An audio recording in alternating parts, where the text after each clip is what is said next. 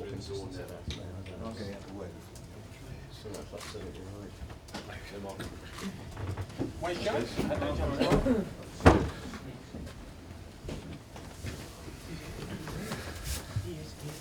Alright, you okay? Yeah, fine. Alright. Mark, let's deal with Liverpool first. I know you were pretty disappointed afterwards. Did you have some choice words for the players? Well, only in as much as the result was obviously hard to take. I think I said that after the game, for the most part in the first half, I thought we were very much in the game. Unfortunately, goals change games, and we conceded goals at poor times. You talk about the key periods in football matches, start of the game, either side of the half-time break and the end of the game, and we conceded 3 of the 4 in either one of those key periods. So when that happens, as an away team, it becomes difficult if you start to chase the game, which was unfortunately a little bit beyond us at the end. So the margin of the result was a little bit hard to take. But as always, goals change games, as I said, and on the day they were better than us. So sometimes you have to hold your hands up. You've had so many defensive injuries this season. Has that been the cause of maybe some of your defensive frailties, do you think? Well, we haven't had the benefit of selection, continuity in selection, and that will always impact on you. You can compare and contrast our fortunes to other teams. Leicester, most notably, they've had a settled team all year, and they've benefited from that. I don't think at any point in the season really have felt we've got that consistent opportunity to pick the same team week in, week out. It's well known that if you can get a settled team, a settled defence and very few changes, then that will help you to build momentum and give yourself a platform that you're comfortable with, and then that allows you to win games. And even though we've suffered in that regard, it's only defensive positions, we're still in a position where we're sat here 5 games to go, and we can still beat our biggest ever total in the Premier League. So it's not all doom and gloom. We had a setback last week that we intend putting right.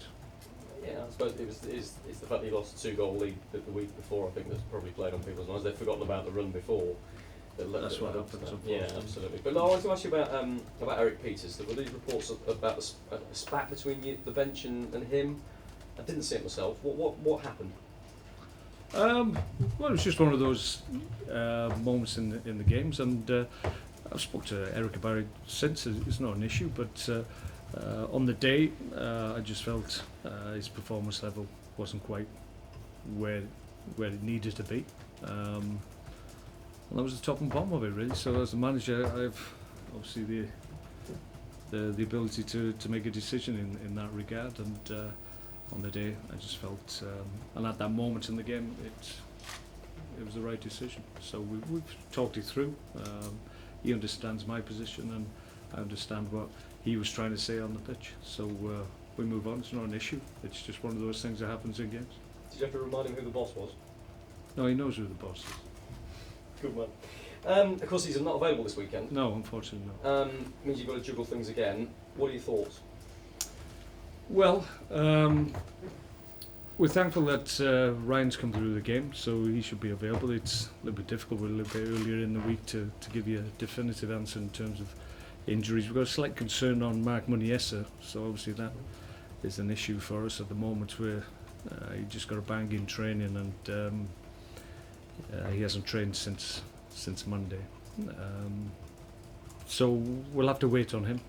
He's the one worry at the moment, obviously, given we haven't got the option of Eric Peters at left back. So we're hoping that he's going to come through, but he's got a little bit of time yet, so we're hopefully he'll be okay. I've just been talking to Ryan Shawcross actually, and he says because of the way the season's panned out with Leicester and how well they're doing, and West Ham as well, he says he feels personally it's been a big missed opportunity for Stoke this season, because he says he doesn't see this situation happening again. Do you kind of share his view on that, despite the fact that you could have a record points total for the club? It must be a strange mixed feeling almost. Yeah, I understand what Ryan's saying. I'm not sure whether or not statement that it might not happen again. I think this possibility could very well happen on a more regular basis. I think it's just maybe the first of many seasons where, given the resources of all teams in the Premier League and the opportunity to get good players into your club, you can go on a run and surprise people. And yeah, I don't see it as a one-off season, to be perfectly honest. We hope at some point we'll have a story along the lines of Leicester that they've had. Mind you, it takes some to beat their story. So, but we'll see. I think this year and the situation with Leicester and what they've been able to achieve, I think, has made everybody realise that if you've got ambition and you've got desire to get better every year, then you can go as far as you want and as far as your capabilities will take you. And they've maximised their capabilities, and that's why they're on top of the pile at the moment. You can obviously make a big difference in the title race with the team you're playing on Monday, because they need to win every game from here in their mind. Yeah, you would think so. You'd expect them to come out and play that way. Does that change the way you perhaps approach things, or maybe the way they approach things? No, you're right, I think, in saying that they will feel they'll have to win every game.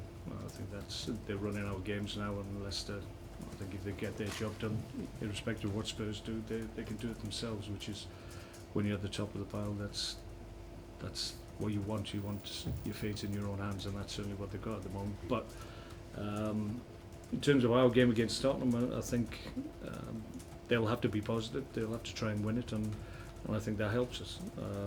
We've talked on many occasions where we've gone up against teams that have just come here and tried to frustrate and get people behind the ball. That's when we struggle to get the performance and results that we want at home. So teams that have come and backed their ability against us and had a real go at us have, for the most part, come up stuck. We've beaten obviously Chelsea here, Man City, Man United. So Tottenham themselves are at that level this year.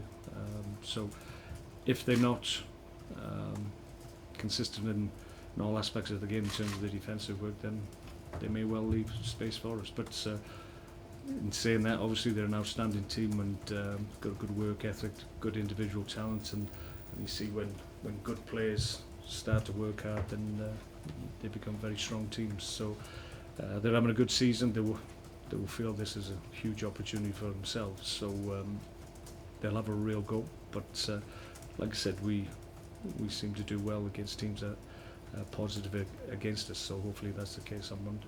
You mentioned Mark Munier there. Anybody else struggling? We've got Hosselu and Arnold Norton, which I suppose wanted to look great. Marco was trained with the group today. He looked okay. He should be okay. So that's good news for us. Glenn Whelan is not participating fully in the sessions. He's introduced in the early part of it. He's doing the warm-ups and the first part of the session, and then we take him out and make sure there's no reaction. So he's progressing well. We're very hopeful that he'll be available on Monday as well.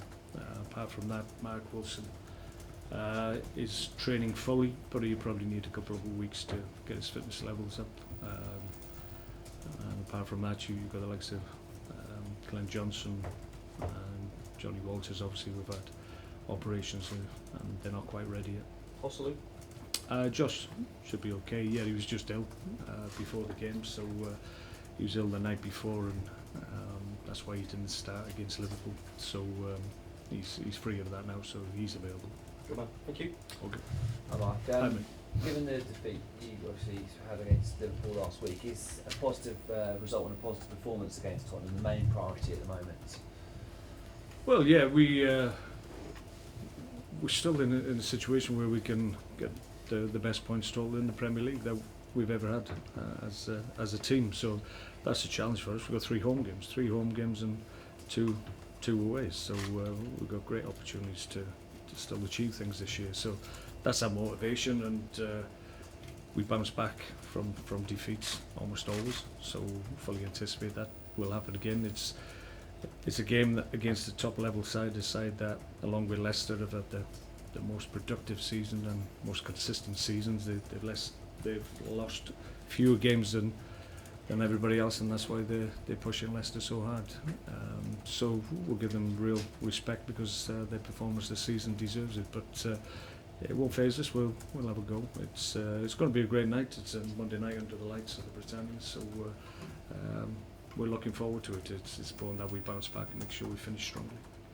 If you do achieve the records points total, would you consider that a big step forward for the club? I think we're trying to keep on progressing year on year, and that's what we've been able to do for the most part. This year we've had more difficulties with injuries, but we're still in a position that we can achieve a record points total. So I think that will sustain us going into next season. There will always be occasions and games you look back on and think, well, what if and what may have been, but that happens in every season. Perhaps just the focus this year will be a little bit more in that regard, just because of the way the season's panned out for everybody. So, but we've still got things we want to achieve this year.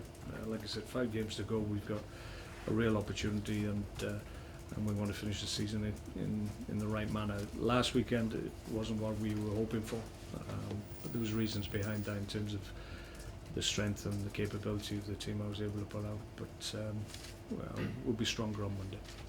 And when you do look at the table, you're 6 points to keep behind Man United in 5th, with 15 points still potentially to play for. I mean, I guess you probably can't rule out potentially getting into European spot, can you? No, yeah. I mean, after the last 2 games, we've made it more difficult, obviously, and teams in and around us are still picking up points, and a number of them have got games in hand as well. So, yeah, it'll be a tough call for us to be able to make it, but we've got to make sure that we're in a position to take advantage if other teams slip up, and by winning our games, that's what we'll do. So that's the challenge for us from now to the end of the season.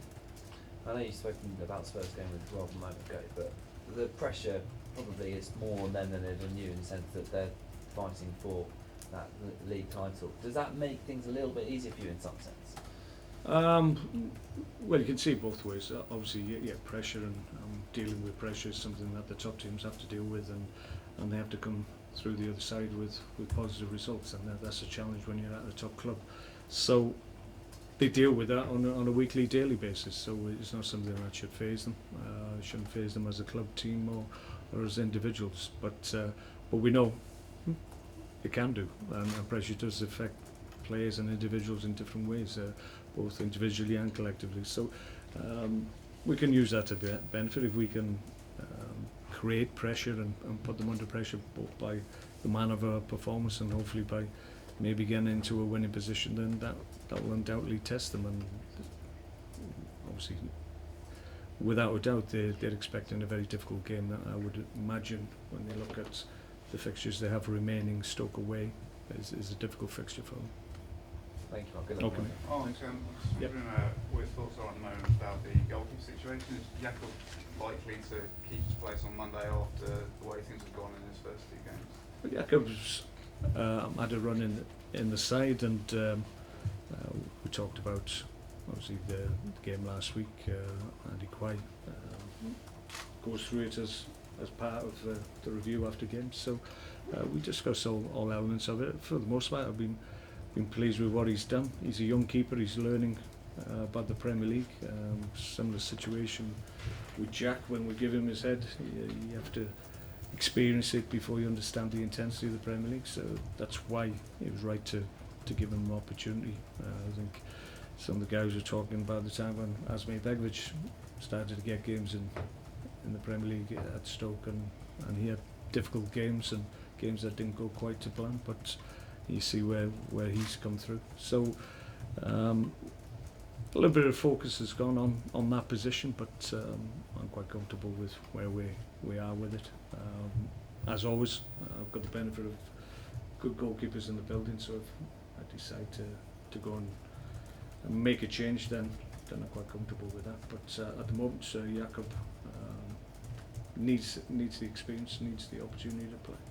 I mean, obviously there's a major threat there, attacking wise from Tottenham. Harry Kane's in absolutely lethal form. I guess that's why they might be particularly focused on the goalkeeper for Monday night's game. The experience of Shea could help, I guess. Yeah, you have to say, yeah, they will test you as a team, and the individual talent that they have is outstanding, and again is at the forefront of that. So it doesn't matter who would be in possession of the key positions in the team. You're going to have to perform and make sure you're up to the task. So it's about being strong collectively and individually. So that's what we'll try to be. Just one other thing I was going to ask about. It kind of does affect Stoke, but not directly, I guess, is the change of the referee that's happened with the Kevin Friend situation. I mean, what did you make of that? Could you see why that decision had been made? Well, it seemed to be led by social media, I think. So, which is, I think, maybe dangerous ground if people on Twitter are going to tell the Premier League who to appoint for individual games. So I think you've got to be careful about that. But I think the one thing that we all have to be comfortable about is the integrity of the referees, irrespective of who they support or whatever. And really, that group of professional referees, their integrity should be such that people should never question, even if they have allegiances to other teams. And that's where it should be at. But obviously, maybe the professional body that's in charge of the referees thinks if any decision did go our way or against Tottenham, or vice versa, then questions would be asked, and they don't want to be put in that situation. But my take on it is that the integrity of the referee should have stopped that happening, or anybody having any doubts about that should have happened anyway. But it is what it is. It's a different referee, so it doesn't change our approach to the game. It's an appointment that they feel they needed to make. Mark, you did the double against Spurs last season, and this time last year you actually annihilated them 3-0 here. But it's a different kettle of fish this time around. What's changed so much, in your opinion, at Spurs? Well, to say, I mean, we've got an opportunity to obviously get 3 more points. We had a good performance. Showed a lot of character in the way fixture. Obviously 2-0 down in that game, came back and showed good resilience to get something from a difficult place to get points from. So we know we can go up against them and do well against them. But I think as the season progressed, they've got a rhythm to their play. Their attacking play is obviously spearheaded by a young man who thinks about goals all the time and invariably gets 5-10 shots off every single game. So his percentage of conversion is really high. So when you've got players who constantly are a goal threat and are likely to score in games, then that will drive the team as a whole forward, and that's what's happened. I think they've just got stronger collectively, and they've recognised that this is an opportunity that maybe they won't have in following seasons. That, like I said earlier, I don't think that's the case. I think Tottenham are one of the teams that can really push now, given the resources that they have and everybody has. So I sense they're going to be one of the stronger teams in the Premier League for some time. But it's any number of factors that has enabled them to get stronger this year. But first and foremost, I think it's the fact they've got a little bit of continuity as well in terms of selection, certainly, but the management team's been there a couple of seasons now, so that helps. So everybody knows the direction that they want to go to. They know what the manager wants, and that can help you as a group. You talked about a striker hungry for goals. Is that what you'll be looking for in the summer? Well, we've got targets and thoughts in terms of recruitment, but we're not down the road too far on any of those things. Everybody waits till the end of the season to get out, to get to the end and see where they sit in terms of their ambitions as a club. So we have to wait on other people really in terms of knowing what's going to be available or what we might be able to bring to the club. But safe to say we were looking at all areas of the team, and I suppose if we can get better players than we already have, then we'll try and do that. Okay, thank you. Radios, please. Thanks, Mark. Okay, no problem. Yeah. Yeah.